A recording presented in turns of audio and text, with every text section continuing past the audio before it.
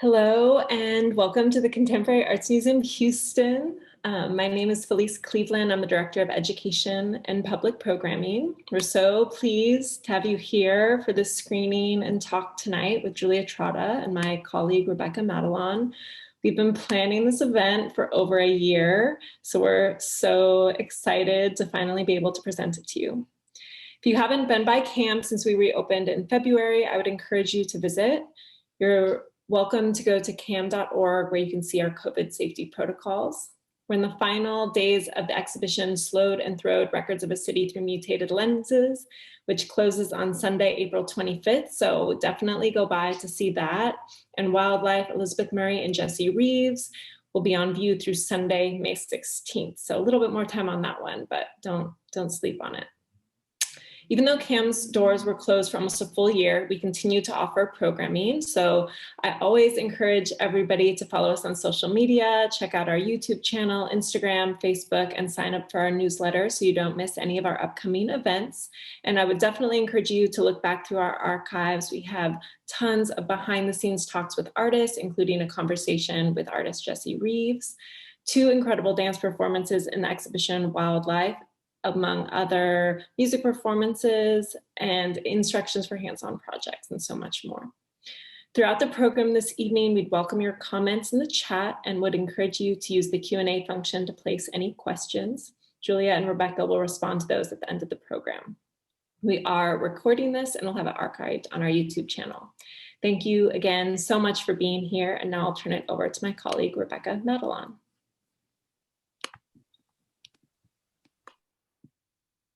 Perfect. Thank you, Felice, for your introduction. And thank you to my colleague, Adriana, who is running the video for tonight's program. Good evening, everyone, and welcome. I'm Rebecca Matalon, curator at Contemporary Arts Museum, Houston, and it is my immense honor to be joined this evening by Julia Trotta. Trotta is a New York-based filmmaker, curator, and writer, as well as director of advancement at Blank Forms, a nonprofit arts and music organization based in Brooklyn, New York. And I'll say, if you're not familiar with Blank Form's work, I highly encourage you to take a look. And if you're in the New York area, they have a fantastic exhibition looking at the collaborative work of Dawn and Moki Cherry on view through June 26th. You should go check it out. Tonight, we will be screening selections from Trotta's Forget to Be Afraid, a portrait of Linda Nochlin, which was made between 2012 and 2019, and takes the form of an archive of videos, the majority filmed over the last 7 years of Nochlin's life. Conceived and directed by Trotta, Nochlin's granddaughter, and edited by Maria de Victoria, the project offers an intimate and multifaceted view into the life and scholarship of the groundbreaking art historian, while also celebrating the nuances and complications of familial intimacy. For those of you who may not be familiar with Linda Nochlin, she was a trailblazing feminist art historian and scholar whose influence and impact on the field of art history and feminist discourses in particular cannot be overstated. Equally of note is her decades-long role as an educator and the enormous influence she has had on future generations of feminist scholars, artists, and curators, including myself. This year marks the 50th anniversary of her landmark essay, Why Have There Been No Great Women Artists?, which was originally published in Art News in 1971 and has recently been republished as a standalone volume by Thames and Hudson. Beyond this essential essay, Nochlin was the author of dozens of books and articles. She also organized several key exhibitions, including co-curating Global Feminisms, a legendary international exhibition of feminist art making in the 1990s and early 2000s, which was on view at the Brooklyn Museum in 2007. Returning to Julia and the work we'll see this evening, I want to emphasize that Forget to Be Afraid as a project is very much informed by Nochlin's own methodology, which was anti-monumental and anti-linear. We might also rightly identify Forget to Be Afraid as a portrait in fragments. And for those of you familiar with Nochlin's work, you will know that fragmentation was increasingly, for her, an essential aspect of art of the 20th century and of the lived experience of self and body. In her 1994 book, The Body in Pieces, the Fragment as the Metaphor of Modernity, Nochlin would posit that, and here I quote, "The postmodern body is conceived uniquely as the body in pieces." Rather than propose a general or unified theory of fragmentation, she outlined it as constantly changing and in flux, a shifting and shifty trope in modern and postmodern art. I emphasize this aspect, or this shared aspect of Julia's work and Nochlin's larger project, because notions of fragmentation, of a home and a body gone to pieces, are also central to the exhibition Wildlife, Elizabeth Murray and Jessi Reaves, which is the framework in which we're presenting tonight's program.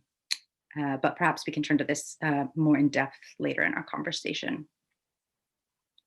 Selections from Forget to Be Afraid have been presented in numerous contexts and formats over the last number of years, including Nochlin's own apartment following her death, at the Beeler Gallery in Columbus within the context of an exhibition of work by Leticia Badeau-Hausman, and most recently, just yesterday, as part of a symposium on Nochlin's 1971 essay hosted by the Museum of Modern Art in New York, which I believe will be accessible to watch in the coming days.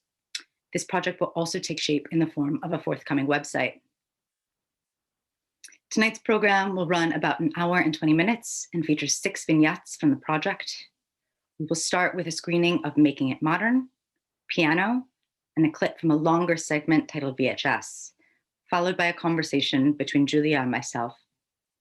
The second screening will feature A Home Away from Home, another clip from VHS, and finally, It's My Body, Baby, also followed by a brief conversation and a Q&A. So please, as my colleague Felice mentioned, feel free to submit any questions using the Q&A function at the bottom of your screen. Without further ado, let's begin the first screening in tonight's program.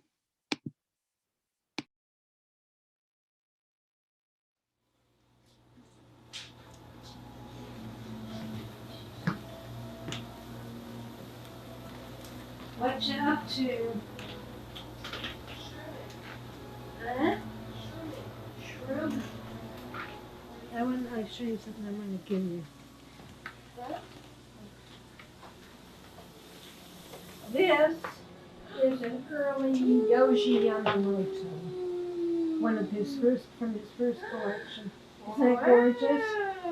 And this is an EC plantation, which is an EC from the 80s, I believe. But it's really quite gorgeous. Awesome. Isn't that beautiful? Yeah.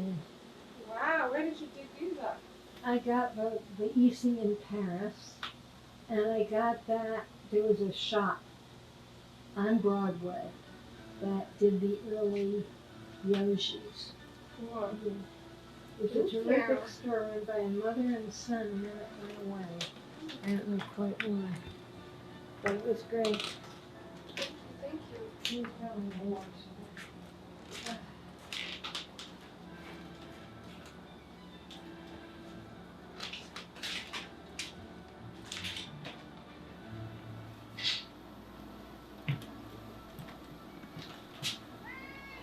Ooh, you are impalpable. Yes, you are. And then I bought this at Asiatic at the trunk sale. Wow. This is for you though. Yeah. I just thought. Very They're nice. pretty. Now the lower right, yeah. More on the right. Where do you want these jackets to go? Okay, let's try and How about up here? you think there's room? Yeah. Or here. Let's see. Maybe in the middle here. Okay, so.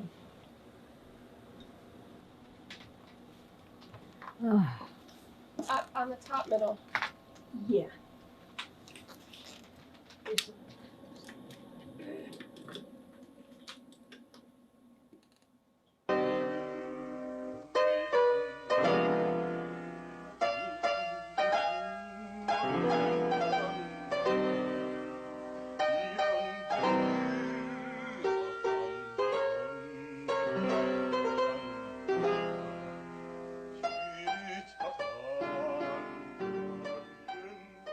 This is the hypothetical, anyway, outline of the new collection of my works. My essay is called Making It Modern. as of September 19th. Okay, starting with Fragments of a Revolution from 1989, which was a review of an enormous show in Paris commemorating the French Revolution, 89.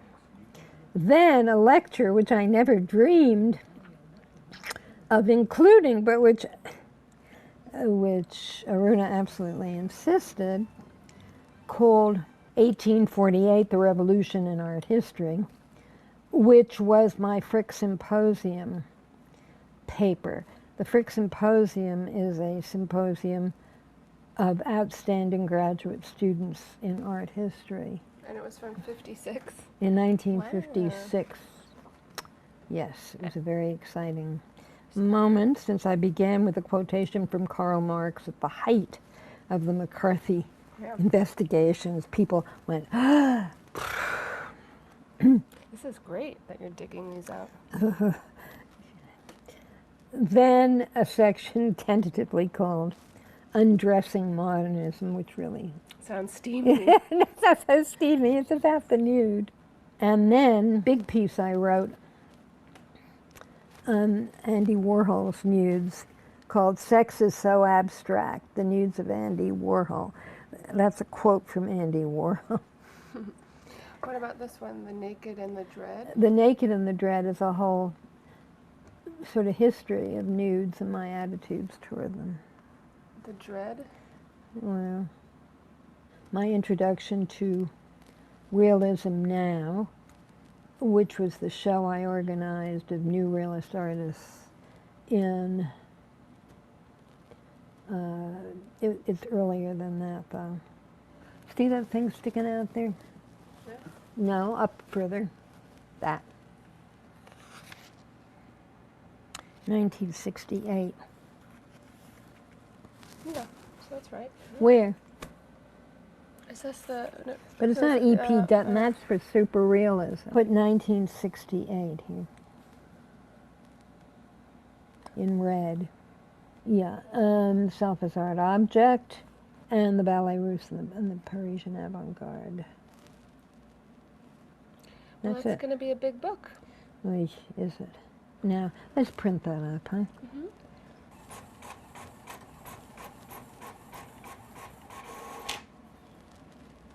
Okay. Voila. We gotta find a folder. Oh, and a fresh folder? Yeah. Look, they're down there, I think. No? Okay. Should I put it back here where it was? Yes. Okay, now I gotta rest a teeny bit.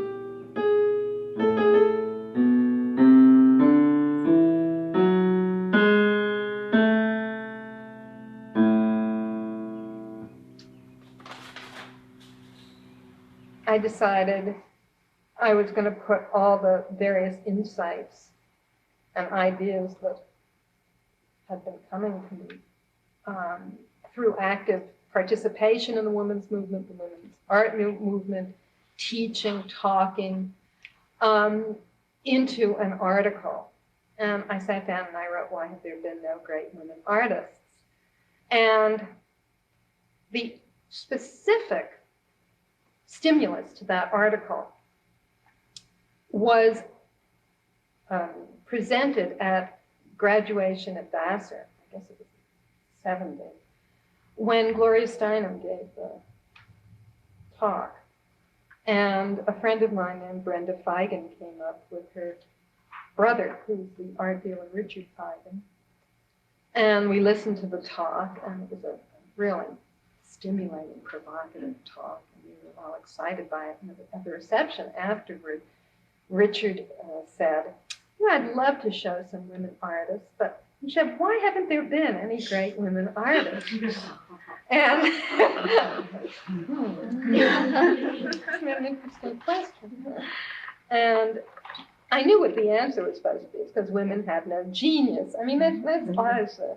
Any question like that, why aren't there any black nuclear physicists? Well, black people do not have the genes for nuclear physics, as though anyone could be genetically programmed to be a great nuclear physicist or a great artist. I mean, these are complex, socially produced activities that have little or nothing to do with genes, unless you think people have a gene for drawing a line or something like that. Absurd, reductivist, but ultimately ideological notions which help to hold what is in place by producing it as natural. I mean, these are all, it's so transparent once you've been part of the women's movement.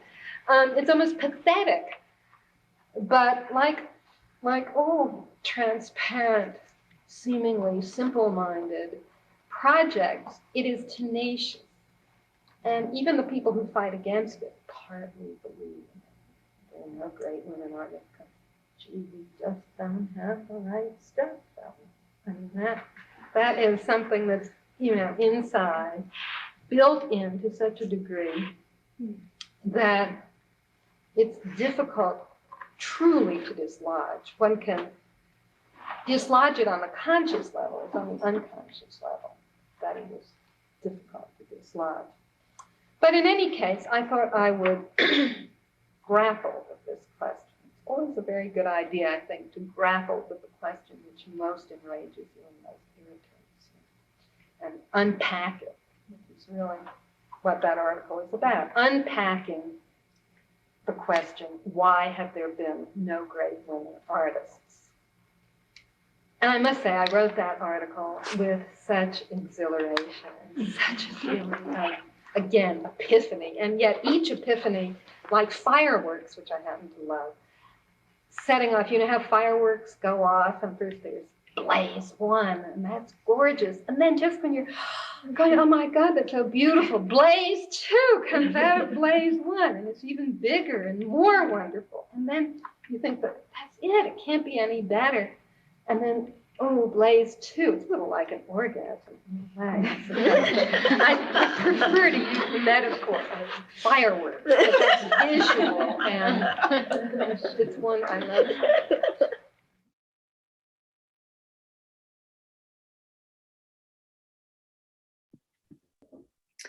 Hi, Julia. It's so good to see you and to finally be here this evening. We've been talking about this program probably for about 2 years. Thank you so much for being here. Yeah, well, I'm sorry I'm not there in person. But yeah, no, thank you. Yeah, I'm glad we were able to start with, you know, with the actual videos. And thank you for your very nice introduction. Oh, my pleasure. So I think we both talked about wanting this to be sort of fluid and loose in terms of a conversation. But I did want to ask you sort of to begin about the genesis of the project and whether or not when you started filming your grandmother, you had, or when you started documenting her, you had like Forget to Be Afraid as a project in mind?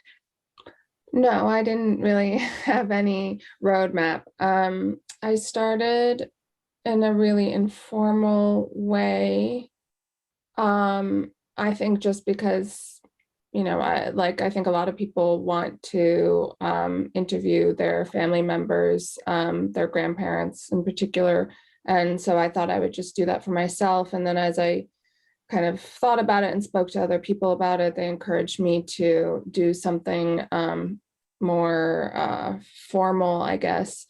So yeah, I started interviewing her, and then some of her colleagues, and yeah, with the intention of making a documentary, but not necessarily having any experience doing that, or even really a form that I kind of connected with. So I just thought I would shoot and kind of see where it took me. And she was game. So, and then at a certain point, she became sick. And so that kind of was a forced pause. And I think during that time, I kind of stuck around, but I didn't necessarily shoot until she was feeling more energized.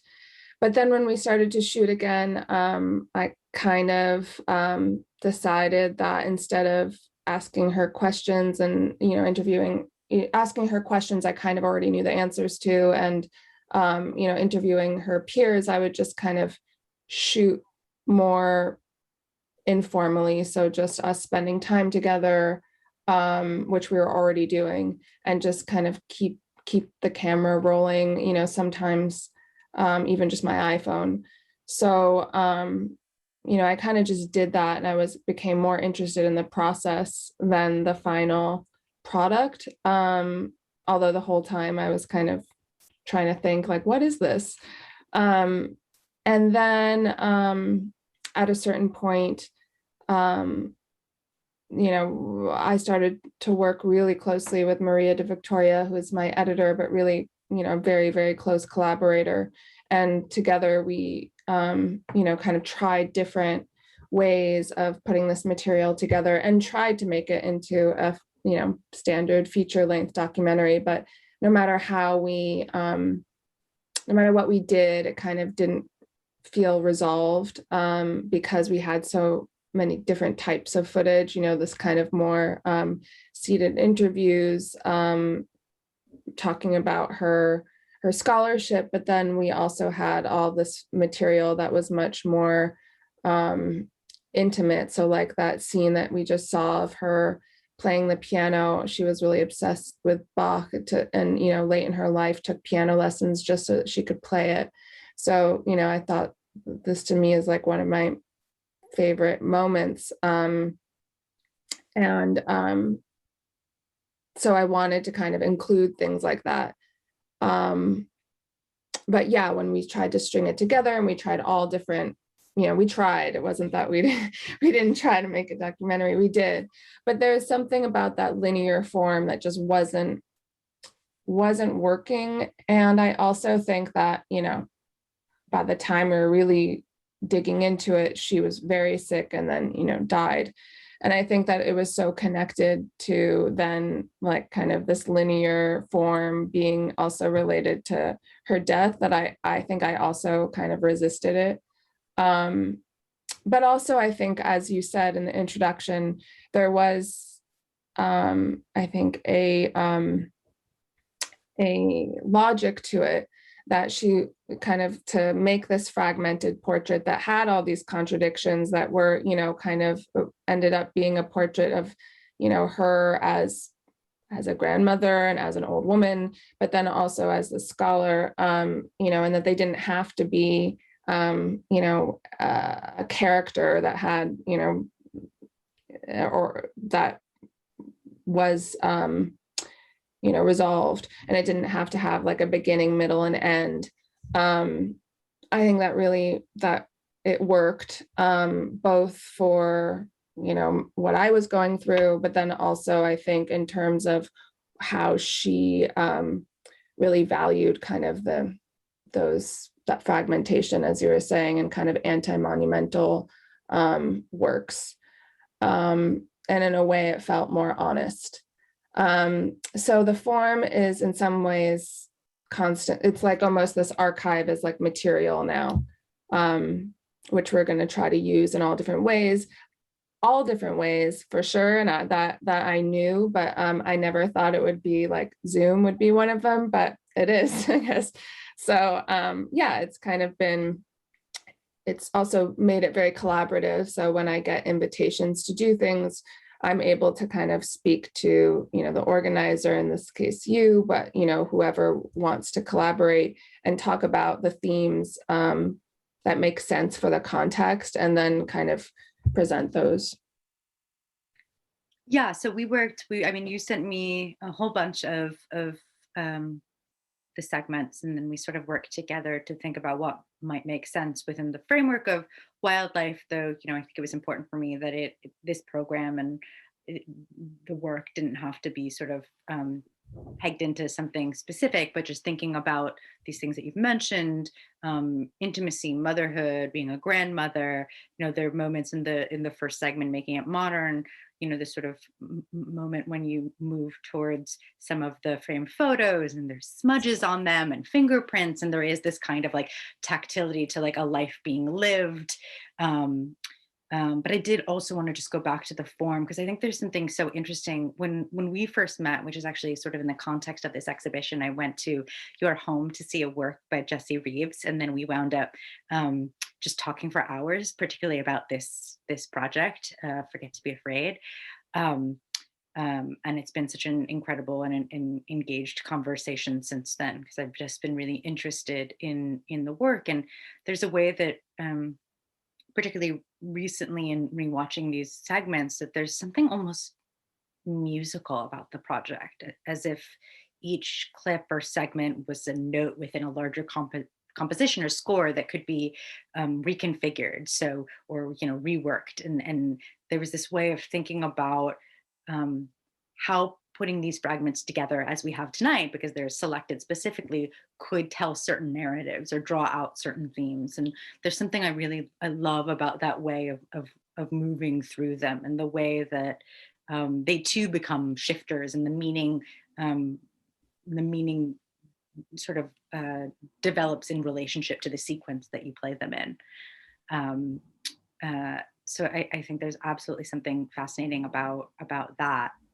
I wonder if you could tell us a bit more about the website and what that will look like, because I feel like when we're thinking about the forum, we're thinking about the fact that you did present them, let's say, at it was your grandmother's home, right? And then it's taken all these other forms, installed within another artist's exhibition, Zoom, and then to think about this next format, which is the website.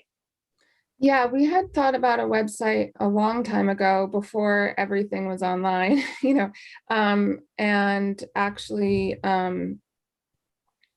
had conceived of how you would move your way through the clips quite a while ago. We held off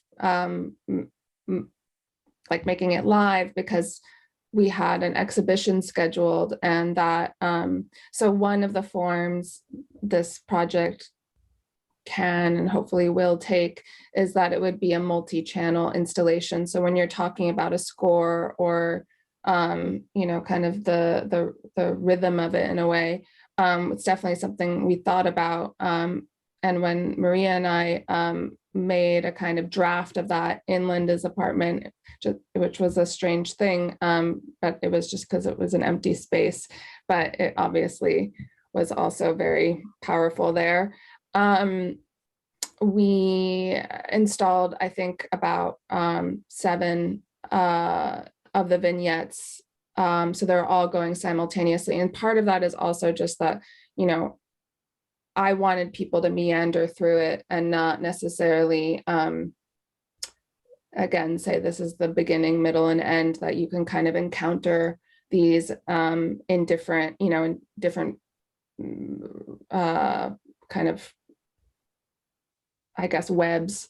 And in some cases, the audio was playing from speakers. In some cases, it was headphones. So you kind of had this like chorus of Linda. So that was kind of, that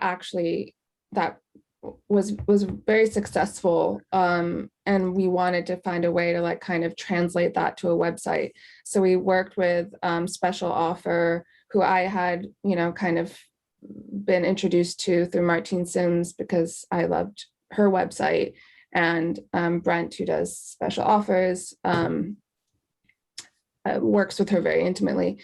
So we talked about how to kind of recreate that meandering through the archive online. So the whole archive of, I think it'll be something like 70 clips, but some of them are like, 40 seconds, some of them are 8 minutes. It's really depends. Will kind of come up at random, and you will be able to kind of scroll over whichever one you want the audio from, and also like kind of like cycle through them. And then there'll be an index in the end, I think. We're pretty close to being done with it. We kind of had thought with the exhibition, when I was speaking with the curator, she had thought that it would be good to wait for that until after the exhibition. The exhibition was supposed to be in fall of 2020, and it never happened. So now, which was a little heartbreaking, so now we think we'll probably, get the website going maybe before we do an exhibition. But yeah, it was important to kind of have it be accessible, I guess, in a way. I mean, it's not encyclopedic. It's not, everything about Linda Nochlin, but there is a lot that wouldn't make it into a feature film, that are just kind of anecdotes or, kind of fragments of our conversations that, I think are they're just going to be there, for people to access and to kind of, understand in the context of this kind of these 7 years that we spent, and that, where I was filming her. So yeah, it will, that will be, an important part of the project, and something that I think that is almost like a work in and of itself, because it is a very conceived kind of website in terms of how this information gets delivered.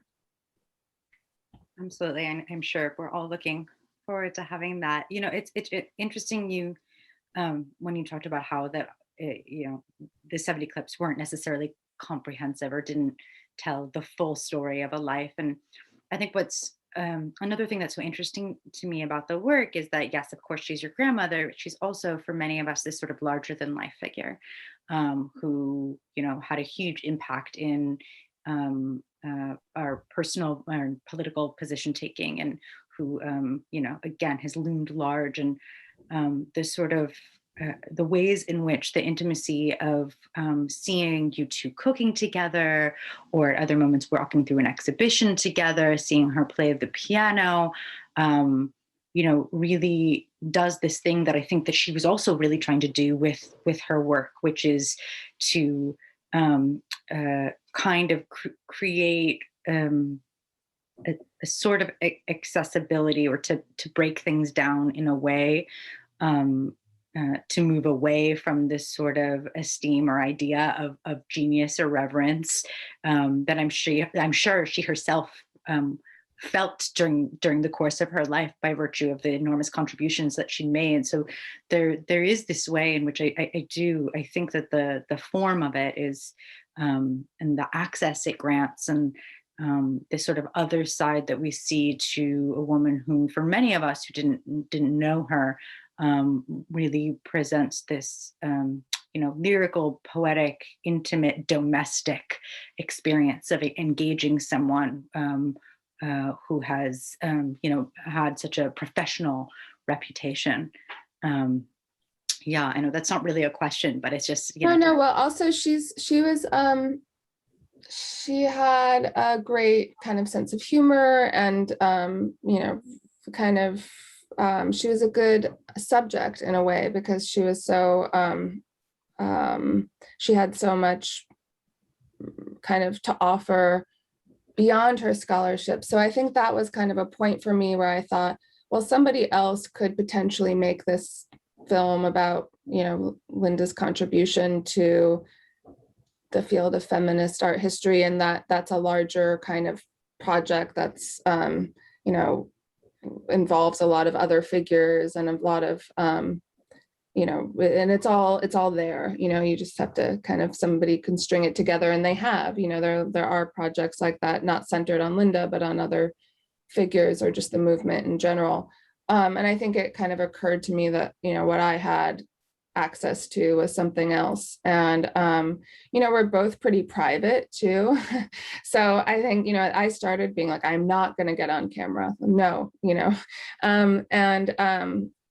there's not that much of like airing out of dirty laundry or anything. There's not like, but it's more intimacy through proximity and through love. I mean, one of the criticisms that I got when we were trying to make it into a documentary by another filmmaker was like, you didn't press her hard enough. You didn't ask her hard enough questions. And, I was like, oh, well, she's gone now, so I can't really go back and ask her those questions. But then also, I don't know, I didn't want to, I was also very protective of her at the same time that, she was my subject. So it was kind of this I was navigating all these different kind of roles. And I think, the one of taking care of her and loving her kind of trumped the rest. So I think that's I don't know if it would have made for a more interesting project or film to kind of like really get in there a little bit more. But to me, the most important thing was to I don't know, to be together and to like, just kind of use the time and document it and not I don't know, not mine her for, I mean, talking about the past could be painful. She had, very painful things happen to her in her life. And, also just, she was exhausted most of the time. So just, talking in general, like doing the interviews could be tiring. Earlier on in the process, she would have a martini to like help her through it. But as time went by, she wouldn't, she wasn't drinking anymore. Yeah, so I think I was gentle, I think, and that's also my nature maybe, and certainly my relationship with her. So I don't know, I sometimes think like if it were another subject, would I have been, approached it differently? And I'm sure I would have. But it's a very, it was a very important relationship to me, and one that like, she wasn't always a scholar and a giant in her field. She was also somebody who like, didn't know how to use the toaster and like, needed companionship and needed, towards the end, I'd take her for walks in a wheelchair and things like that. So I was kind of working through making something while also, kind of experiencing loss. So the result is as complex as the process was, I guess. That makes a lot of sense. Maybe now is a good time for us to go to the second segment of the screening. Great. In the fall, and it has forever, because even when I went to school as a kid, I mean, I'm built into the academic schedule, the academic world. I am a teacher. I mean, that's who I am, as a teacher. And, you get me sitting down in front of or standing up in front of a painting, and I'll start teaching. I mean, it's just normal.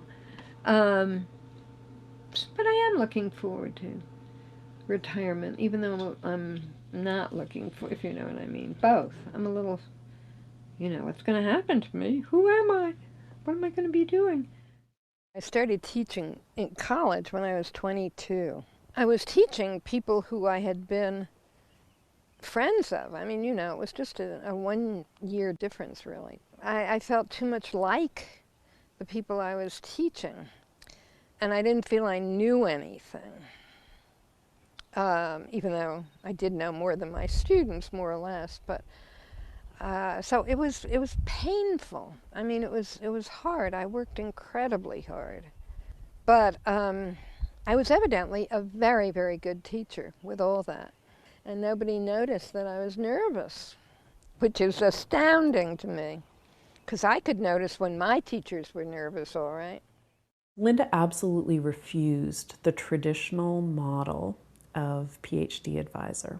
She knew how much rope to give you, right? And so she'd let you run out and, then got the sense that you were in trouble and she'd pull you back in. She never, imposed approaches on us, and she generated, I think, a very wide range of scholarship, methodologically. She was not interested in a kind of narcissistic way in reproducing her own approach. That was one of the things that made her graduate seminars so interesting, is that, every once in a while someone would give a presentation and she would really argue back, and you realize oh, she loved that presentation because she's treating it as this fully formed project that is worth engaging with, right? It's worth fighting back for. This idea of scholars who are also pedagogues is such an amazing, tradition, and it really is an important one, because I think as the academy has become more professionalized, there's more emphasis on markers of success, like how many books have you published, or how many articles have you published, rather than are your students out there in the world? Do you have engaged students in the first place? What kind of teacher are you?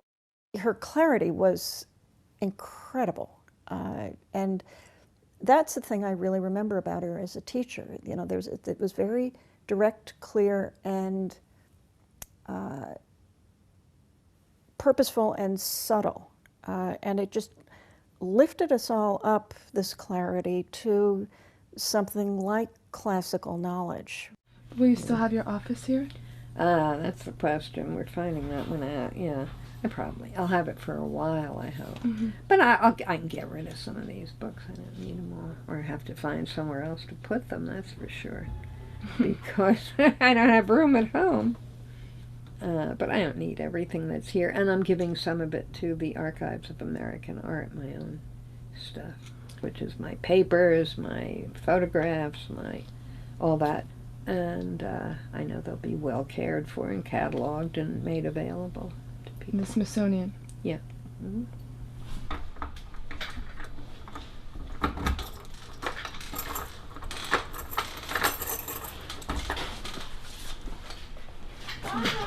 Goodbye. Get the other one.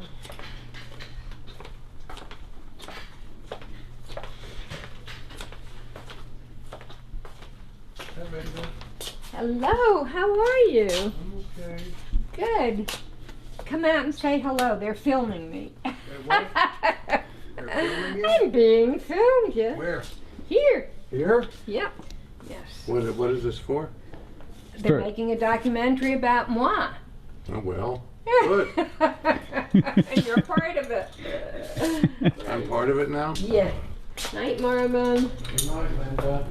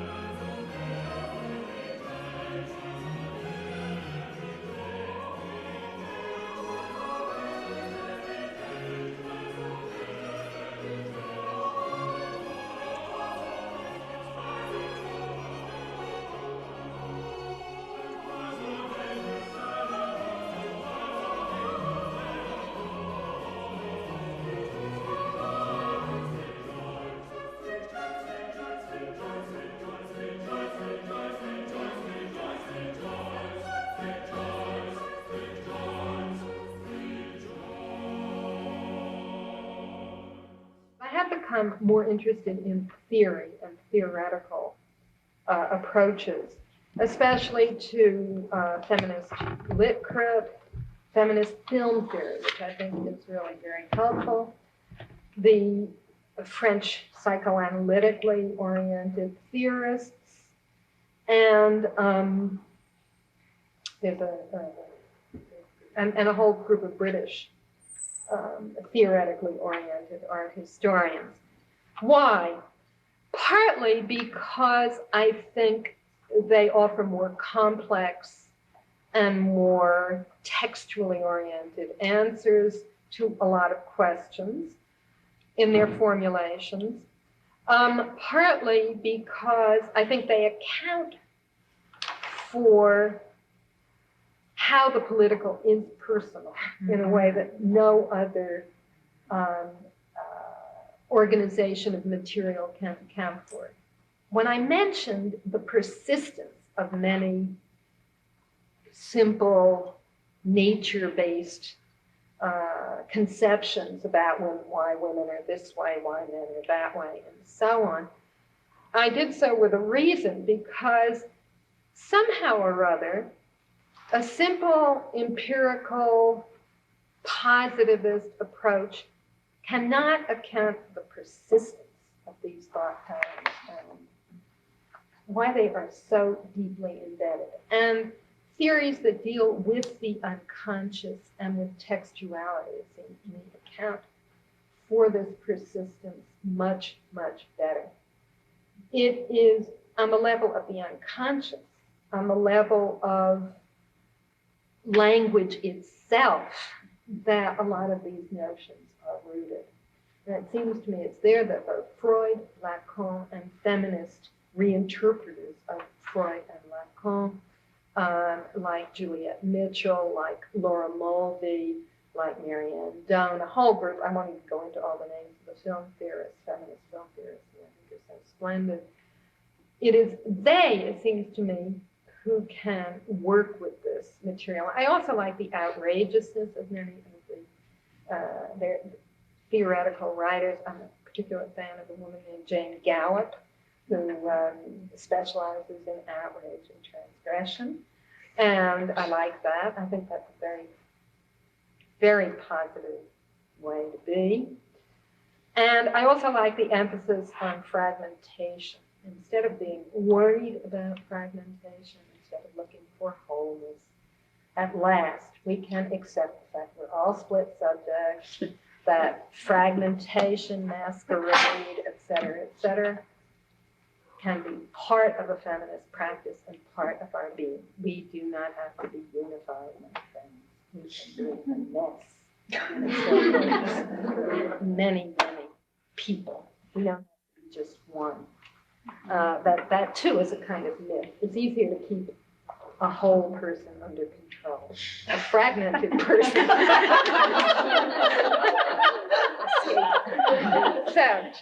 I'm serious about it. Yeah. And not be worried and guilty about it. Enjoy it. Live with it. It's okay. So that is really why I now lean more toward a theoretical stand, although I do not see a contradiction between my theoretical involvements and interests and my politics. I'm a very political person. I am a fighter for justice. And I find theory can help me in that way too. I don't believe everything. I mean, I don't believe true theoreticians believe everything is just a text and there is no world out there at all. They're talking about texts. And they're talking about the tendency to textualize experience in a certain sense. But I feel that one has to be an activist. One has to stand up for what one believes. You have to learn to take a lot of shit. How do you do it? You're going to be attacked. You have to enjoy fighting. And you have to learn how to enjoy fighting. It's not something women necessarily grow up with. So, and it's difficult. But and as far as I'm concerned, there is no other way for women that is valid and works and doesn't, you know, make you have to wear veils and be, you know, be nice, except feminism. You know, and I think it should be as complex, as rich, as open, as diverse, and as active as it possibly can be. But I'm glad it's there, and I will keep fighting till my dying day as a feminist. See, perversity, share, air, squid, id, slime, brine, embrace, waits, mate, fate, deviation, circumstance. See, it's not a couplet anymore. Penetration, romance. Drag, crabs. That's a very slang rhyme. Feel ill. At, pornocrat. Agitation, mistranslation, claim, game. Lubricity, see. Through, you. Per se, way. Wine, divine. Well, shelf. I know that you write a lot of poetry for yourself. Maybe not everyone knows that. And most of the poetry that you write, the ones I've read at least, are pretty dark and personal. Yeah. I like to feel very much in control of my life and my feelings and so on. And when I start writing poetry, it does begin to touch on things that, as you say, are dark or difficult. And that's sort of where I face the darker parts of my private life, like, you know, the one about the caskets in the closet, which I'm not sure. You mean the in my closet. The urns? Yeah. Letting mortality thrive, for my ashes are really concrete. I can smell them at night in my sleep, profanely. I curse when I search for a boot and bump into their adamant weight. I rejoice when I think, here they are, they never can leave me again. They will always bring back the same pain. They console me with silent disdain. They never will leave me again. And that was from 99. There's some about a dying friend, which are really grim. Some of the more erotic ones might be. What else? What were some of the erotic ones? Well, better not to. Can read that one, it's funny.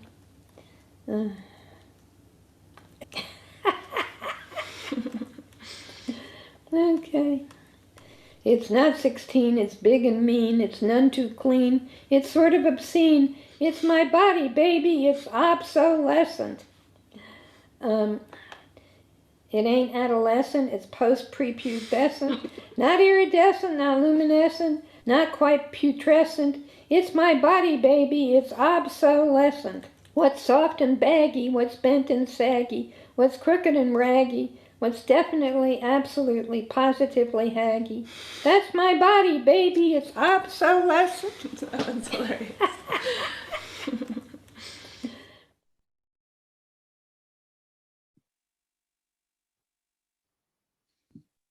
I love that last one so much. It's my body, baby. Sorry. That one really gets me every time. Welcome back. You know, when we were watching, and this sort of goes towards some of the things you were talking about before and trying to, you know, attempting to create a kind of more traditional documentary by stringing together the pieces you have and realizing that that it just wasn't going to work. And I think that for me, what I love about the project is the sort of refusal of a single style, so that we're seeing videos like the first one, Home Away from Home, which is maybe this more traditional kind of what you might conceive of documentary with a talking heads, a sort of a mix of archival footage as well in that one. And then you have the fragments from VHS, which is a recording of a lecture. I forget it, in Washington, or I don't remember. That was at Washington State University. Got it. But also home movies, which is something I don't know if we necessarily think about the kinds of videos that we make right now on our phones or predominantly on our phones as home videos, just because they're so ubiquitous. But there's a way that regardless of the tool that you're using, whether it's your iPhone or not, there's something that feels of a different moment in the way that you're capturing Linda, and bringing all these different kinds of styles to bear, and not being structured by any kinds of necessarily rules that you put on yourself, but really letting her and letting the context dictate what form it took. And I wonder if you could just talk about those moments and how you made those decisions in terms of how and what to capture. Yeah, I mean, it wasn't very premeditated. I mean, I think it's that's great that it reads that way. And I feel like you've picked up on a lot of things that I'm trying to do. But, at the same time, to be completely honest, like I would probably, if I could go back, if I knew that this is the form it was going to take, I probably would have gone back and done things differently. But, I think that what Maria and I did is that we kind of took a film and deconstructed it. And so when you see those kind of more edited sequences, it's because, at a certain point, they were part of a film. So we kind of like took them out. And then some never made it into that film. So they're just kind of this raw, clip. And then, the VHS that we saw is just, also, again, part of my process. Like at a certain point, I was cleaning out Linda's apartment and I found a bunch of VHS tapes, and I brought a VCR at home and I watched them. And, some of them had material on, some of them were material that I thought I could use. So we digitized them. And again, like that wasn't extremely intentional. I had gone to some archives and tried to find more archival material at Vassar, MoMA, and all, I went to different libraries and archives and didn't come up with too much. But then she had these VHS, lying around, probably hadn't, they were deep in some corner. And so that's how and I just we just digitized them and put them in raw, like they weren't edited. And, in that case, I think it wasn't even a big lecture. It was just her sitting in on a class and being invited to speak to a class. So, you have like a really wide range of material. And I think that in a way, it is like, I wish I almost had more archival footage to add, but I think it does kind of show Linda as kind of this younger, more kind of even more energy. She has more energy. And towards the end, I mean, there are scenes where it was interesting because like there was one clip that where we took her to CAA. She was being honored at CAA, which is a conference, and it was in DC that year, and she was really not feeling well, but she wanted to go, and so we filmed on and off on the way there, and then I was quite worried, and then she got up to speak, and she all of a sudden found her kind of professional public figure self. And so you kind of see that she is able to flip in that way. And I think that, having that earlier footage too kind of shows that that's been, it's such a big part of her also as like a performer, so that she's kind of able. And it's also funny to go back and, I would interview her and ask her certain questions, and she would answer them almost exactly the same way as she had, you know, years and years earlier, with the same intonation, with the same words. So it's also kind of interesting to think about, like, kind of her own mythology of herself, you know, and I think that that's also a time when I realized, like, why am I asking her all the same questions that people have been asking her for years? I guess, you know, like, those answers are out there either in interviews, you know, or, you know, in her texts. So yeah, it became kind of, you know, I didn't want to deny that part because I think it's important. It's part of, you know, her biography. But I think that, you know, I wanted to kind of weave that in with this other type of material that was a lot more kind of what I was seeing. So yeah.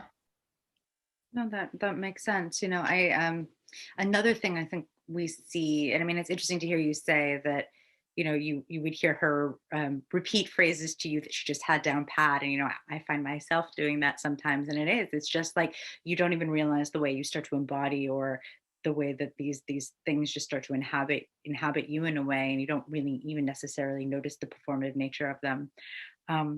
One thing I really love about that last clip, "It's My Body, Baby," is obviously it's been edited, but the sort of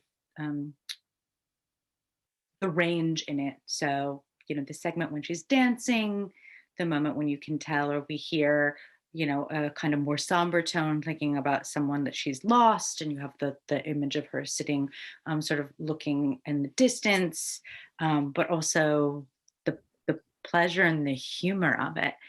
Which is something you mentioned before. I mean, clearly, I think we can see in these clips, she has a fiery sense of humor. But, and I guess just to maybe bring it back as we sort of close this before we move to questions, you know, the original plan was for us to screen these in gallery. And I'm obviously sad that we weren't able to do that, because I loved the idea of being able, obviously, to be able to distinguish between this project, this project that you've made, and the show. But, you know, thinking again about the sort of fragmented form that it takes, and also some of, particularly in the last clip, when Linda's talking about sort of what it means to have a body growing old, or to have a body that maybe like seeps and sticks and smells and is unruly. And that was both this idea of fragmentation and these sort of like blown open domestic spaces and bodies that are changing, was a key part of the exhibition, or in my thinking of the exhibition Wildlife. And, you know,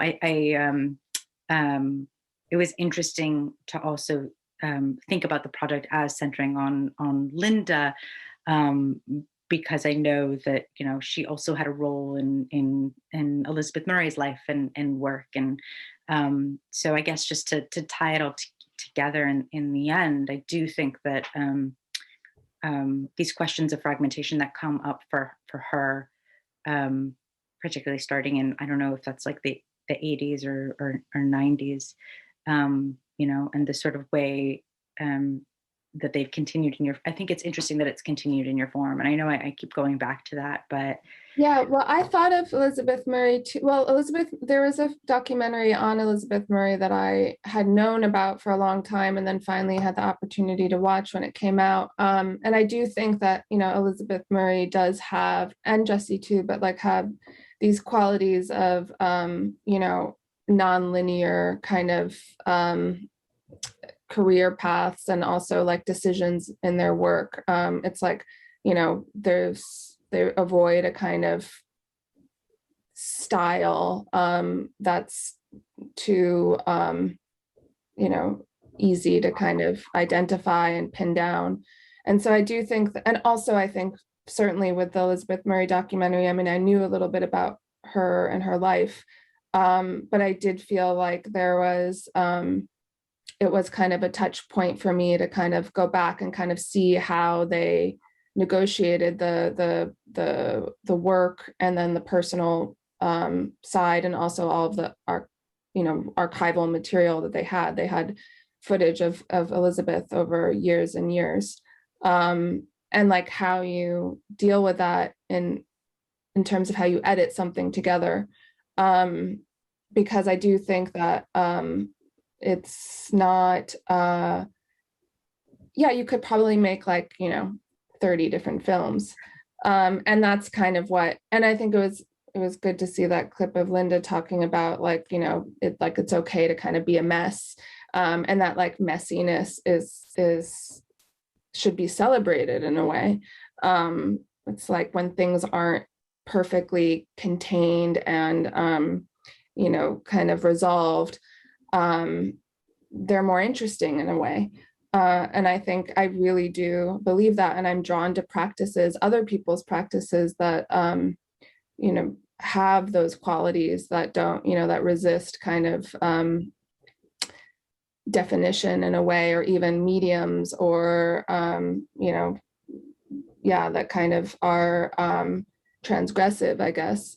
And so I do think that both Jessi and Elizabeth have that in their work. And I think that I would obviously ended up with something that maybe is more like an art project than a film. So I think I'm very informed by kind of those types of practices, and don't consider myself necessarily an artist, but definitely feel like this project lives between a lot of different types of forms, I guess. And I kind of, it's exhausting in a certain sense to like make work like that. But I think in another sense, it's kind of, it's generative. And so I think that that's, and collaborative and process-based. And like, I think if my goal was to be a filmmaker in a like kind of traditional sense, I probably wouldn't be able to do this. So I think I also am like in a position where I'm also between fields. So I'm able to kind of like break some rules, and it's okay because there's not, and I even think from the time I started till now, people have changed the way that they've digested media. Like I think that like, at the time we were even using like webisode as a word that like hadn't been used prior to that. So I think that, even the way that people are like from the time I started till now, people are watching art, film, media in a completely different way, which also kind of allows for, more experimental works to live online or in different ways, and people kind of are more accepting of it. At the time when we talked about making a website, like the one I described, it was kind of like, oh God, like, that's kind of sacrilege to like put it online. But now I think people have completely changed. I mean, you can't go to the movie theater anyway, really. So it doesn't really, everything is online basically. And, in terms of my film, it's not like highly cinematic. So it doesn't really like, I don't feel like it needs like some very special, kind of big screen and big speakers and all that. It can be seen intimately, and I don't think it's diluting it at all. But I do hope that at a certain point I can install it like we did at her apartment, because I do think there is something very like, haunting in a way. But then also, it's kind of how it is in my head, in that it's like all these things kind of happening at once. And to kind of see it that way and feel it that way, I think is in a way the most successful version of, of what the project is. I think the website will also be that, but I think that, just being able to be in space and like move through physically and hear, a voice that's far away, a voice that's closer. It's just, it's very immersive. And I think that is what, in a way, works. It's my favorite version of it. It's the way I kind of hope that it can be seen, at least, one more time. Well, I think we all very much look forward to that and the website. Maybe we should open it up to questions. I don't know if there are any questions from the audience, but I know that both Jessi and myself would be very happy. Sorry, I just said Jessi. Yeah, I'm honored. I love Jessi. Hey, Jessi. I have two questions here. One is, did your grandmother introduce you to any artists or films that have stuck with you? Yeah, almost all of them.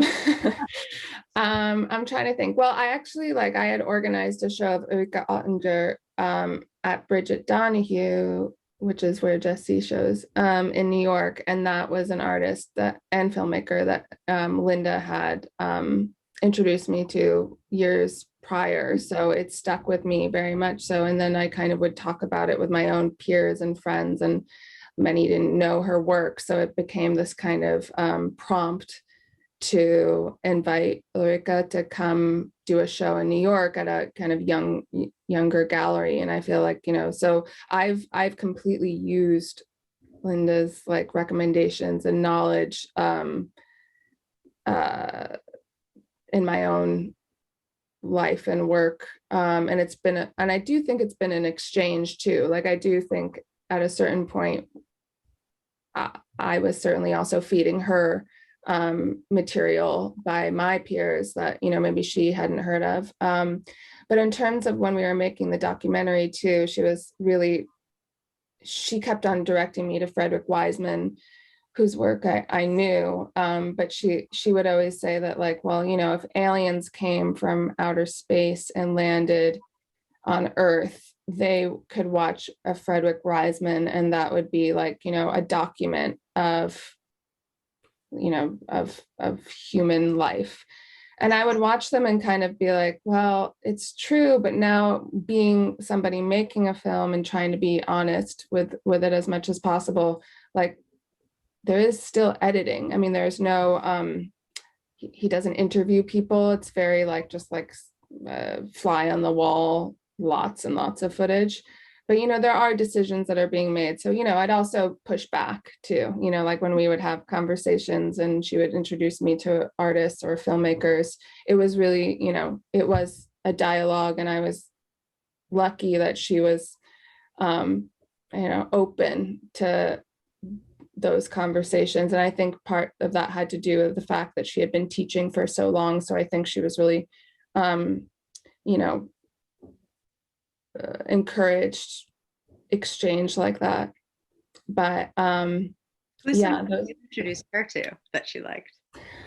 Oh God, I don't know. Well, actually, it's funny. I was doing this thing at MoMA yesterday, and a former student of hers, who's a friend of mine who works at MoMA now, wrote me, and she said, I just thought of this moment where we bumped into each other in Chelsea when we were going to galleries, and it was the first show in New York of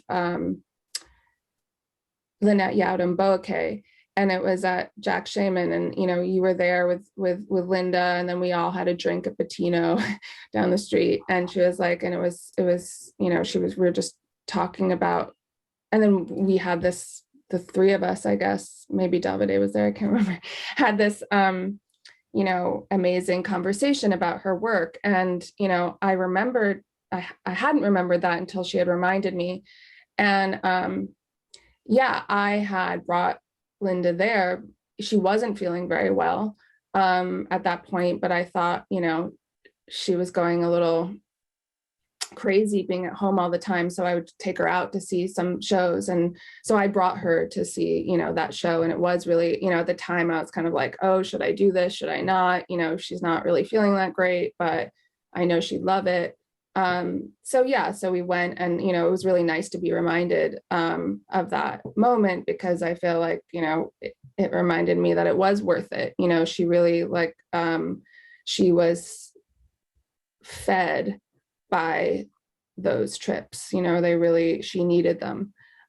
So that's an example. And, you know, it's like a beautiful paintings. I mean, and I knew, you know, figurative work that I knew she would love. So yeah, that's an example, I guess, of an artist that I introduced to her. Yeah. That's a good one. I have one more question. When did you become aware of your grandmother's importance in the world beyond the role of grandmother, and her importance to other people?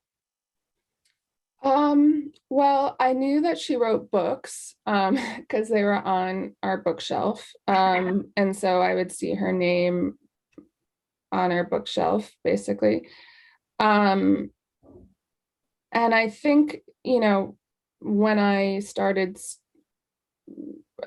was in college, I guess, and, you know, in the intro to art history class, when you do your day on feminism, I mean, at least in the US, Why Have There Been No Great Women Artists is always on the reading list. So that I kind of understood. And then I think it was when I went to NYU. So it's like when I started spending a lot of time with her, and we would go do things together, go to dinner, see shows, do, you know, hang out.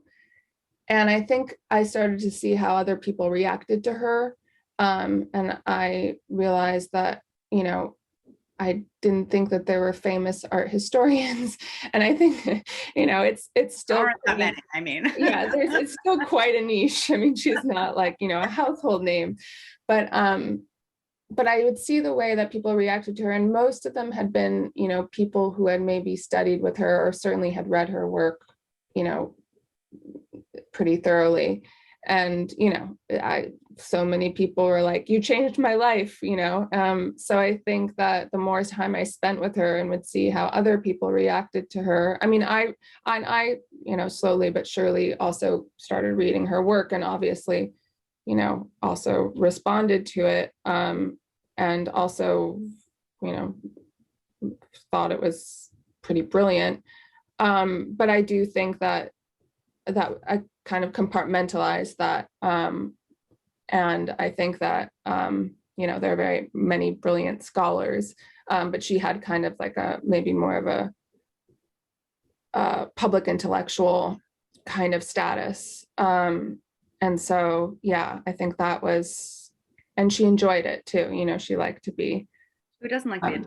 Yeah, she liked to be told that, you know, she changed people's lives. I mean, I think in a way it made her uncomfortable in certain circumstances, but I think, you know, it was something she was proud of.